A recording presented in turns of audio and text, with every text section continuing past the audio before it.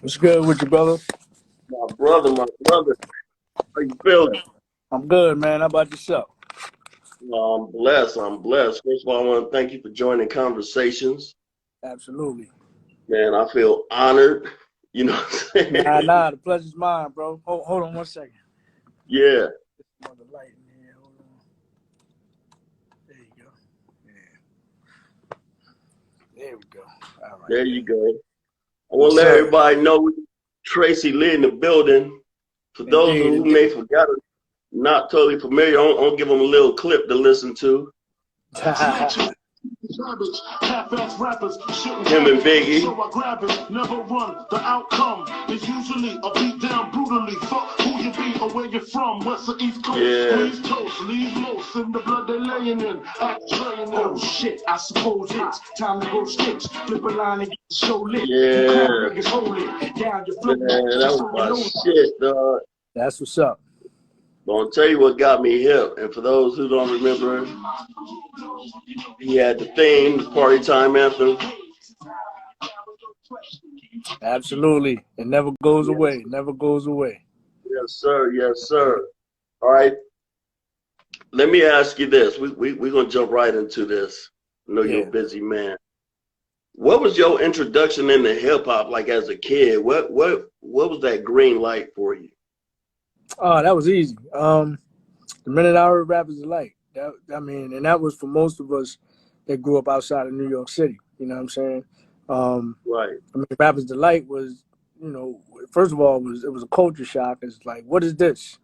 You know what I mean? These dudes putting words together and they talking it out. Like they're not singing, they're not harmonizing, and they Yeah. doing it in rhythm. Like what's going on here? And so, from that moment on, I felt like, that was essentially the culture saying, hey, welcome home. You know what I'm saying? You found your way. Yeah. You know what I mean? And so, that essentially ignited the fire. I Yeah. can't say that I necessarily wanted to be an MC at that particular moment, but I knew I was of the culture. You know what I'm saying? The MCing aspect came probably when I heard Melly Mel, and then really kicked off when I heard Tila Rock and LL Cool J. Those were like, especially LL. Those are like, the guys that I was like, man, I want to spit, because they were, for many different reasons. With Mel, it was more so, he's giving us what it is in the street. It's not the hip, the hop, the hibbit. And then with Tila Rock, he's giving me the vocabulary. And then here Yeah. comes LL giving me the vocab, giving me the energy, giving me the whole spectrum of what an MC is. And so that's where I said, that's what I want to do. And I was that was the age, between the ages of 12 and 14 years old. You know what I'm saying? Yeah, I feel it. I'm kind of like the same way. Sugar Hill, it was an eye-opening thing. But I'll tell you what really kind of blew my mind, that like kind of like what you alluded to earlier, Melly Mel. The message was just like, wow. Yep. Yep. That's it. That's it. And it's crazy how it still holds relevance today. Absolutely. Absolutely. They gave us So that narration. yes. It was like, okay, because I'm in Canton, Ohio, and I'm hearing about a whole nother world. Mm-hmm. You know what I'm saying? Yep. So Absolutely. wow. So when did you start spitting though? Like what say like, all right, let me go ahead and start, writing my rhymes out. Like I said, when I heard the message and I heard Mel, it's like before I was kind of repeating everybody's rhymes, from Cold Crush, Curtis Blow, all of that. But then when I heard the message and I heard Mel giving me a depiction of what the streets are and what's going on around me, and I look outside the window and I see exactly what he's talking about at that age, it's like, oh yeah, he's telling the story. So then that's when we started, just jotting down certain things. Again, still emulating and sounding like, the things that I like and the things that are hot at the time, and not really getting into my own bag yet. You know what I'm saying? But, it started with him, and then like I said, with Tila Rock, with now, with the Issues record, the commentating, illustrating, description giving, adjective expert, analyzing, you know what I'm saying? It's Yeah, like these words, it's like, damn, he's illustrating, commentating. I'm not hearing that, and then again, LL took that And then he added a whole different energy to the stage. So now I'm looking at all of these guys, and this is where we start formulating and writing, and still not quite Tracey Lee yet, but at least I'm getting pen to paper and starting to, write some of my own thoughts down, you know what I'm saying, in a similar style, you know what I mean? But then, of course, after that, we get into, the era of Rakim and G-Rap and KRS-One and Chuck D. And so that just took on a whole nother metamorphosis of who Tracey Lee is. And so I'm still penning at that time, actively trying to get record deals and things like that, putting my demo tape in the mail and sending it to, Sleeping Bag Records and sending it to Next Plateau and sending it to Profile and Def Jam and all of that, by making demos on a radio, you know what I'm saying, pressing record and play and sticking the mic in the side. It sounded ashy as hell, but I'm thinking I'm nice.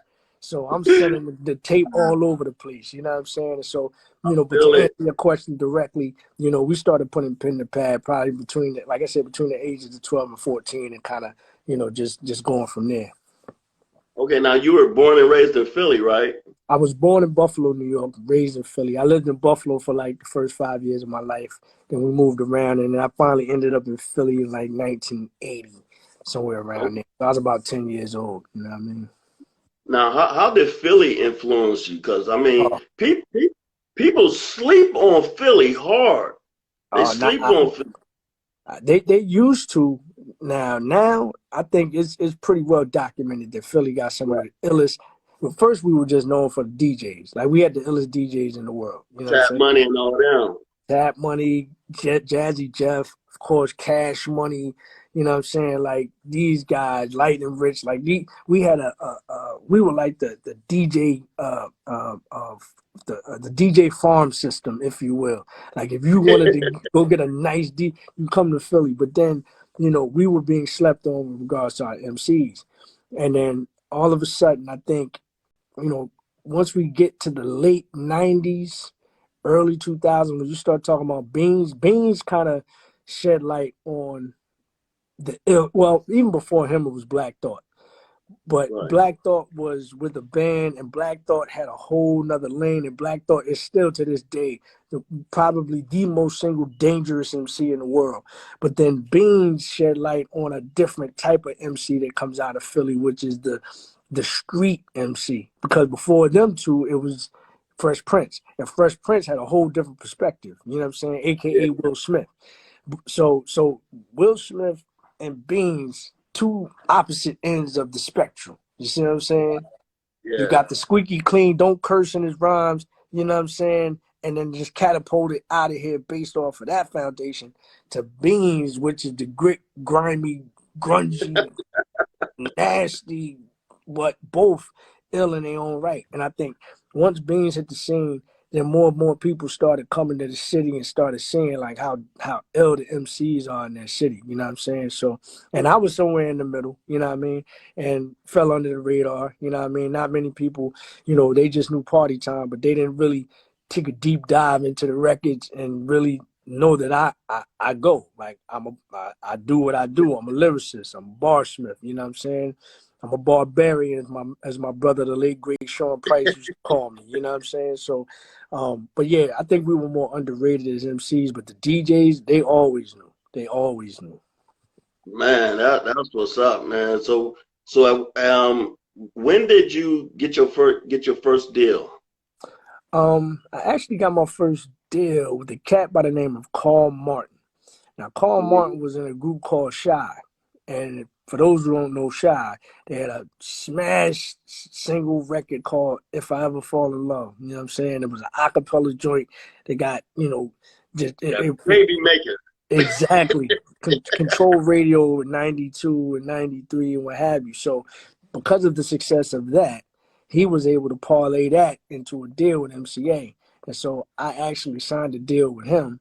And then while I was signed with him, Mark Pitts, and see, this is all a Howard connection because Carl Martin went to Howard, Shy went to Howard, the whole entire group.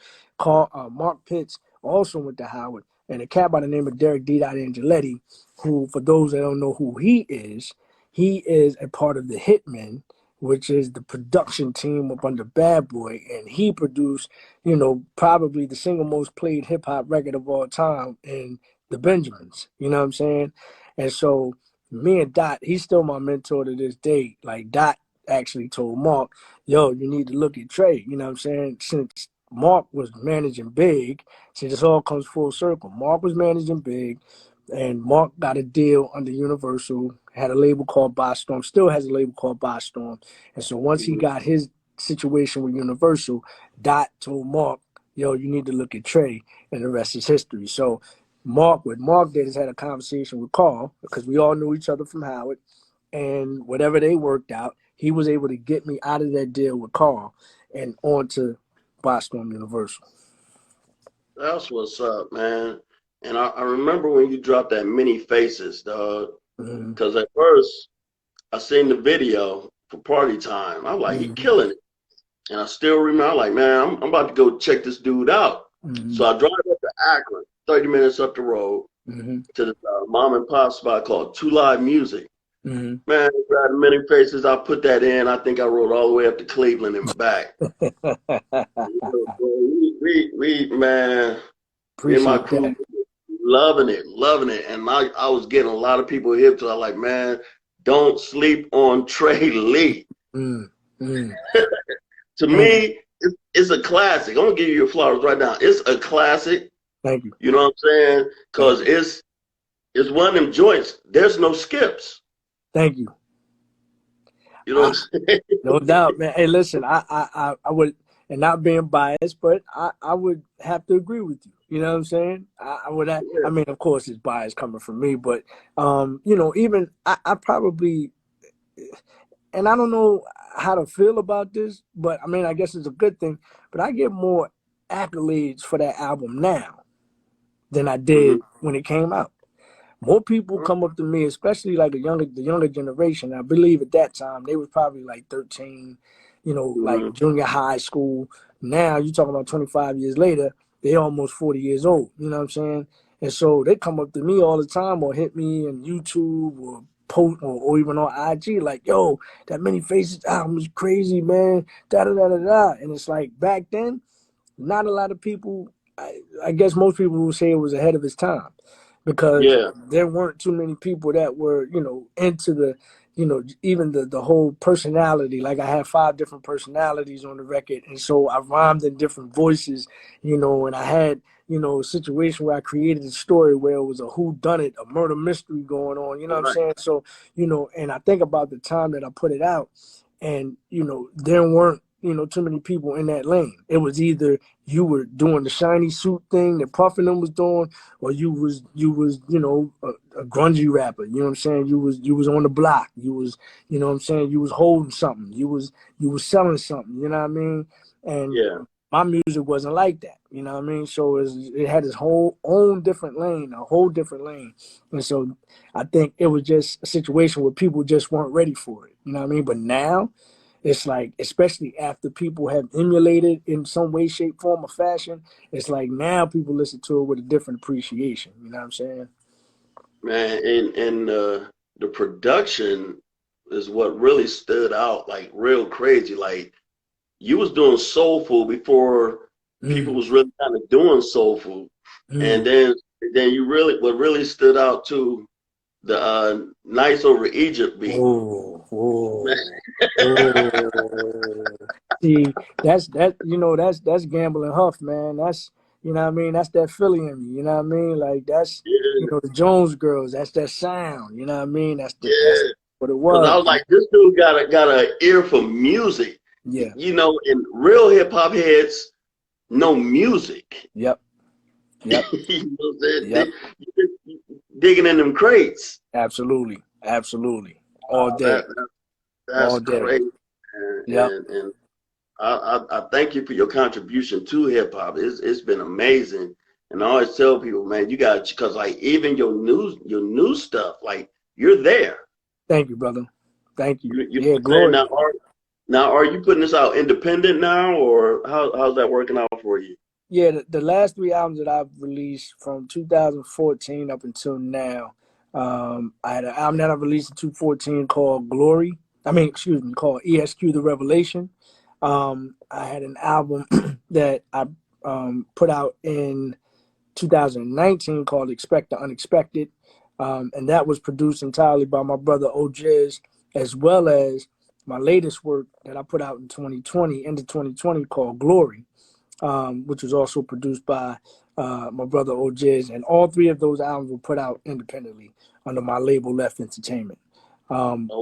We just feel like, the way technology is and the way, and because I know better now, you know what I'm saying? I had a deal back then. I went to law school in between.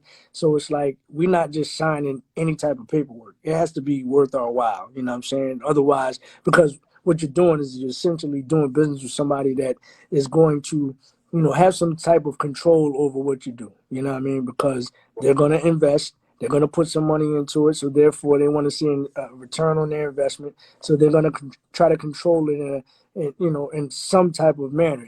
But you get what you negotiate. So at this time, we just haven't had the right situation to be able to do business with somebody that has a little bit more paper than us. So why not just put it out independently? So everything we've been doing for the past 7 years has been on the independent side. That makes total sense, and to me, it seemed like college has influenced your music career a hell of a lot. Absolutely, without question. It's gaining knowledge. It's also giving the audience a different perspective, a different alternative. Like it's cool to go get an education. You know what I'm saying?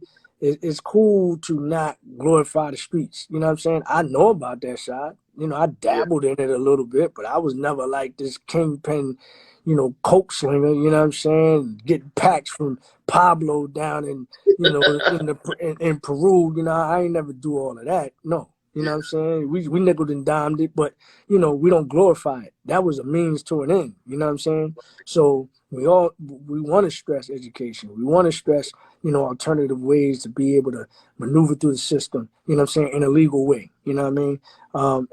And to be quite frank, man, it's just a different way of doing things because everybody else is going to give you that other thing.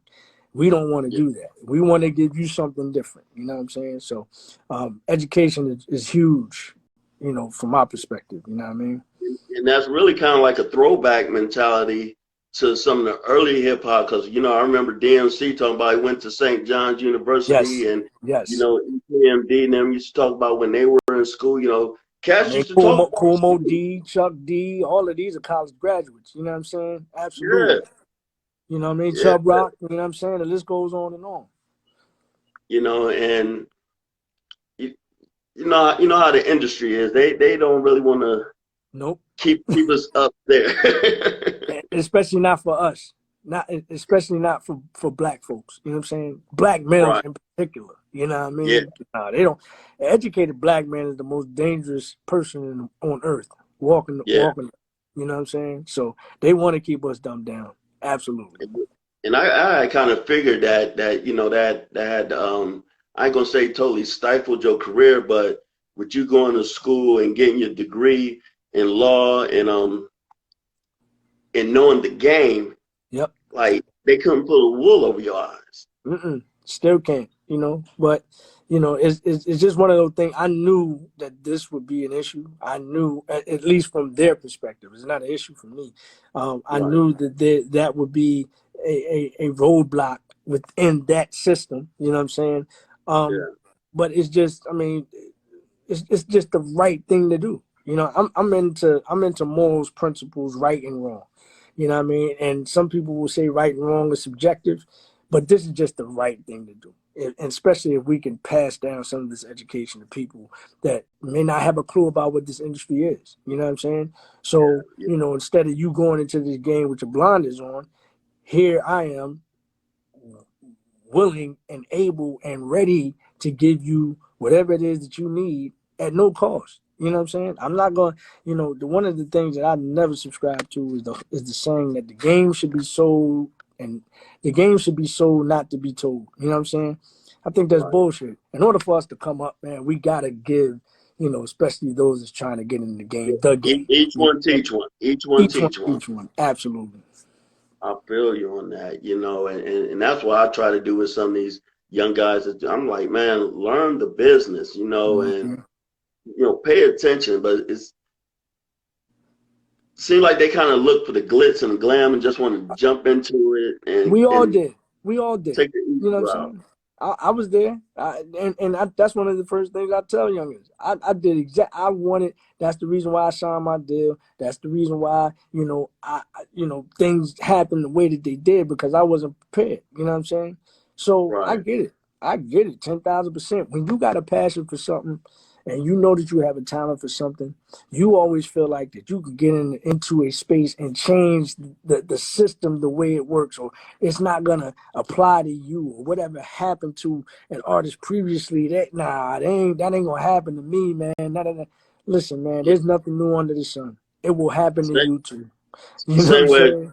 same way young drug dealers think they ain't gonna get caught. Exactly. Or get killed. You know what I'm Yeah, saying?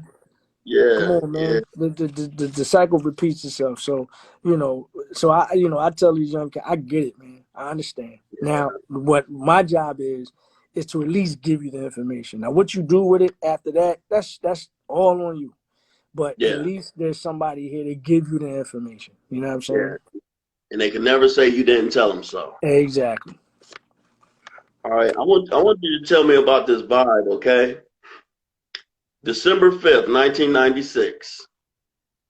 You Mm, and me in the mm, studio. mm. What was you feeling? Tell me about the vibe that night, man. Oh, the vibe was beautiful. The vibe was, I'm in here with one of the illest MCs, if not the illest MC at the time. He's at the top of the food chain. But this is the opportunity for me to showcase what I can do too. You know what I'm saying? And I think that record wouldn't have taken place had it not been a mutual respect for the skill level. Because, Right, in order for me to get my deal, Mark was playing my demos in the car with Big in him. You know what I'm saying? With Big sitting in the car, and he was looking for that other cosign. He had got it from D Dot, but he was definitely looking for that other cosign before he offered me a contract. And so, Big co-signed it. He was like, "Yo, boy, Trey's nice. Trey's nice." Kept up, Trey's nice. So then, of course, because Mark is his manager, that it was just a natural thing for to get his artist that now is on his label to do a song with his other artist that he manages. And because the other artist that he manages respects the new artist, you know what I'm saying, then it was going down. So, we in the studio, man, it was nothing but love, mutual respect, and we wanted to make a great record. But at the same time, when you get two alpha males in the studio, you marking your territory. You know what I'm saying? He's gonna right. prove that he's the illest on the mic, and I'm gonna prove that I'm the illest on the mic. So not only you're gonna get a great record, you're gonna get bar work at the same time. And so that's what that whole vibe was about. It was 8 hours. We put the record together. The music's blasting. He's writing without a pen, which I've had never seen before in my life. You know what I'm saying? And so I'm like, I'm studying the method to the madness. And when I asked him, when he finally said he was ready, he was like, I said, "Where's your pen and your pad?" He's like, "I can't write it down. It confuses me." And I never understood that. But, one thing Hmm. about Big Style is, he's the most economical. Him and Rakim, I would say, are the most economical MCs, with regards to the words that they choose, how they, the amount of syllables that they put in different pockets, you know what I'm saying, things like that. So what I say about Big is that he says more with less. He could say in one word what most MCs need 3 or 4 words to say. And so because of his style, it enables him to write it in his brain because it's more of a melodic style. You know what I'm saying? And by him writing it on paper and then transferring it into the mic, it's like you get rid of the middleman. It's like, why do I need the paper to read it? And then because I can't get my inflections off, I can't get the cadence off if somebody is mentioned right here. You know what I'm saying? So I'd rather just memorize it while I'm writing it in my head and then give you all of that directly into the mic as opposed to going from here to here, then to the mic. You know what I'm saying? So basically we got on the mic. Did the back and forth. We stayed on topic with regards to keep your hands high. We pulling a robbery on all the cats just faking jacks in the industry, talking about they got this and they got that. Okay, well then run it then. You know what I'm saying? If you holding all that, run it. And so that's what the song was, man. And it was just a great vibe. That's beautiful. And that was like his last feature, I believe. That was his last feature outside of the Bad Boy family. He did one other record. He did the what was the record on Puff's album? I think it's called. It was called The Commission. Whatever that record was with Buster on the hook. You know what I'm saying? Oh yeah. I perform like Mike, anyone, Tyson, Jordan, Jackson, Action, Pack Guns, Ridiculous. That was the last verse that he did, and that was the night before, his untimely demise, the murder. You know what I'm saying? That was the night before that. You know what I'm saying? Okay, I can dig that. Who can you see yourself doing the verses with? Verses? That's interesting. It would have to be somebody. I would say if they ever decided to do like a verses with people that just had that one smash. I don't know. Maybe somebody like a Keith Murray, or maybe a Mr. Cheeks, or you know what I'm saying, like somebody within that realm, within that era. That had like the one or two records, even though Cheeks had a few of them Jones. But I could see something like that. You know what I mean? I don't know, anybody that's listening. Who could you see me doing a verses with? That's interesting. That's interesting. I never thought about that. Because your catalog might not be the most popular, but it's popping. Hey man, listen. Thank you, Al. I'm glad you said that. If you let the record, I'm about to say, if you let the records breathe. If you just sit back and let the records breathe and you give me 20, I can go. with a few. You know what I'm saying? Yeah. And it seems like verses is kind of set up for that, especially like how the Locks kind of broke the traditional mold. Mm-hmm. You get up there, drop some of them freestyles and all that. Yep. Yeah, you listen, you might be on to something. You know what I'm saying? And then say, keep your hands high on the theme till last, you know what I'm saying? But if you let some of the other records breathe, we can go. Yeah. We can go. Yeah, that's true. So are you still touring? Where can we see you at? Actually we're setting some things up for next year. Because next year actually be the 25th anniversary of Many Faces. So we are currently, I don't want to let the cat out the bag, but we're currently setting up an 8-city situation, and we should have more on that as we get into December to make an official announcement on that right before Christmas and all of that. I should have things nice and tied up and ready to make that announcement. If not before Christmas, then shortly after New Year's. You know what I'm saying? I can dig that, man. I'm gonna have to holler at some people downtown Canton because we need you here for HBCU weekend. Oh, let's do that.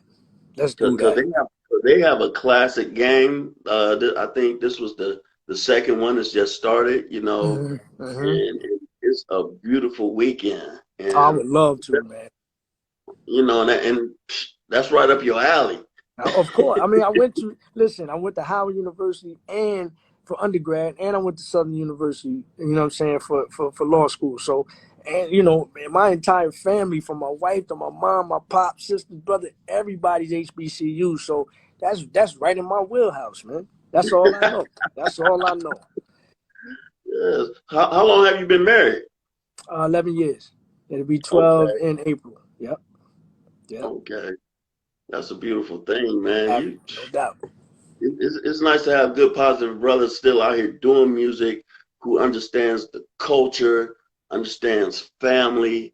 You're really important to our culture, man, especially in hip hop. And I tell people, it's about the culture at the end of the day. That's a fact. I mean, it's and the thing is, man, it's more than just people like myself out here. You know what I'm saying? And that's the disappointing thing about this industry. They don't want to shed light on that. They want to keep us in the dark. They want to keep, misinforming us or putting out false narratives, you know what I'm saying? Or changing the narrative completely, you know what I mean? So, they don't want to give brothers like us, that type of light, shine, or what have you, because then what it does is it gives the children. That's their whole thing. They want to make sure that the kids don't get enlightened and empowered. You know what I'm saying? So when they see figures like us on television or hear us on the radio, that they feel like, oh, there is an alternative. There is something different out here than what they've been feeding me, man. That's all by design. You know what I Yeah, mean? no doubt. And to me, that's the beauty of this technology, because now we can create our own media Facts. outlet Facts. and put the stories out there and push the people. Because I just hate the fact that there's a term called old school hip hop when you never heard the term old school rock and roll. Right. Exactly, yo. Exactly. It's terrible, man. It's terrible. Yeah, It's a it's like travesty. good music is good music. I tell people, I'm like, I don't Yeah. care if you 50. If it's hot, you still spitting. Everything on point is relevant. There it Listen. is. Tell the story. Because, I mean, we're all getting older. And I like to hear what I call grown man hip hop. You can't Hmm. keep rapping like when you were in your 20s. Nah, Your life has changed. yeah, that's not progression. That's regression. You know what I'm saying? So, You know, you know, but again, it's just my opinion. I think it's all by design. So, like you said, we have to create our own narratives. We have to create our own platforms, and it may take a minute for the masses to get with it because the masses are programmed already, right? So they have to get out of what they know and get into something else that's not that's not as accessible. You know what I'm saying? You have to work to find the alternative. You know what I'm saying? And most people don't want to do that. But that's not, that shouldn't be our concern if you have that kind of fire in you to be able to provide an alternative route. So we just keep doing what we're doing. And eventually, you know what I'm saying? Or maybe not, but you just keep doing what you're doing. And the people that's supposed to, gravitate towards you, they will. They will. absolutely, absolutely. One last thing. What advice would you have for young cats that's really trying to get in this music game right now? What would you tell them? I would say recognize your talent first. You know what I'm saying? Recognize what it is in this industry that you're good at. You know what I'm saying? Everybody can't rhyme. Everybody can't produce. Everybody can't manage. Everybody can't, do the glamorous, what is deemed to be the glamorous part of this industry. Figure out what it is that you are best at.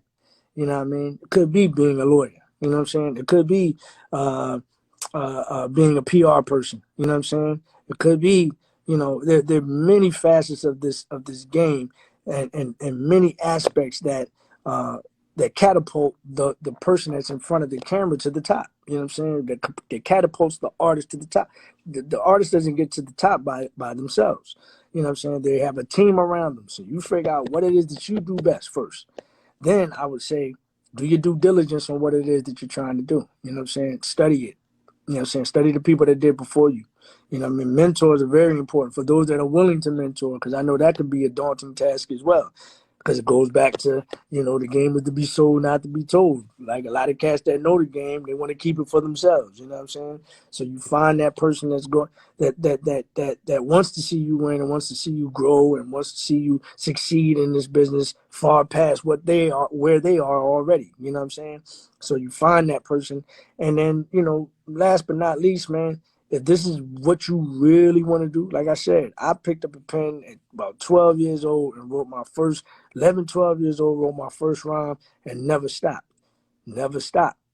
Whatever it is that you're doing and whatever it is that you love and whatever it is that brings about the passion in your inner being, never stop doing it, regardless. You know what I'm saying? That's beautiful, man. I'm sure there's gonna be a lot of heads that's gonna reach out to, man. Once again, my brother, thank you for your time. I know you're a busy man, and Thank I you, brother. appreciate you giving me this opportunity. And I'll tell you why it's special, because I finally got somebody before Drink Champs got him. Well, I can tell you this. I don't think I'll be on Drink Champs no time soon. No time He soon. gonna bring you on. He gonna bring you on. He ain't gonna have a choice. He ain't Well, gonna have no choice. well, we'll see. We'll see. All right, my man. Thank you so Hey, much man, once again. pleasure, man. I appreciate you, Al, for bringing me on here, brother. It really has been, you know, an enlightening conversation. Just thank you for the opportunity. You know what I mean? All right, thank you as well. And brother, we'll stay in touch. We'll chop it up. Absolutely, sir. All right, Peace. peace.